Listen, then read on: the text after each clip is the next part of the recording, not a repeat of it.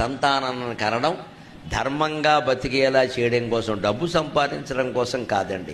తల్లిదండ్రుల నోట ముందు ఏమి రావాలంటే, పిల్లాడు ప్రోగ్రెస్ కార్డు పట్టుకొస్తే నీకు ఎన్ని మార్కులు ఎందుకు తక్కువ వచ్చాయి, ఫస్ట్ ర్యాంక్ ఎందుకు రాలా, ఈ దరిద్ర ప్రశ్న కాదమ్మా. అబద్ధం ఆడితే మూతిమే కొట్టాలి పట్టుకుని. సత్యం ధర్మం నేర్పాలి పిల్లలకి. మార్కులు తక్కువ వచ్చినా పర్వాలేదురా, ప్రవర్తన బాగుండాలని చెప్పాలి. ఫస్ట్ ర్యాంక్ అని చావగొట్టేది. పిల్లలు విపరీతమైన ఒత్తిడికి లోనవుతారండి. వాడు ఎల్కేజీ నుంచి ఇంజనీరింగ్ వరకు ఇదే పద్ధతి. నువ్వు డాక్టర్ అవ్వడం కోసమే నిన్ను కన్నా. ఈ మాటలు ఏమిటంటే పిల్లల దగ్గర, ఫలానాది అవడం కోసం కంటారా? వాడు ఏమీ అవ్వడు. వాడికి అన్నం పెట్టవా? వాడు ఏదో ఒకటి అవ్వాలా? ఈ తల్లిదండ్రుల యొక్క దురాశలు తగ్గిపోవాలండి బాగా. నువ్వు బాగుంటే చాలు, 4 మెతుకులు తిని ఆనందంగా ఉంటే చాలరా. మన పెద్దపల్లిలో ఉద్యోగాలు లేవా, ఏదో చేసుకోరాదా, మా కళ్ళ ముందు ఉంటావు.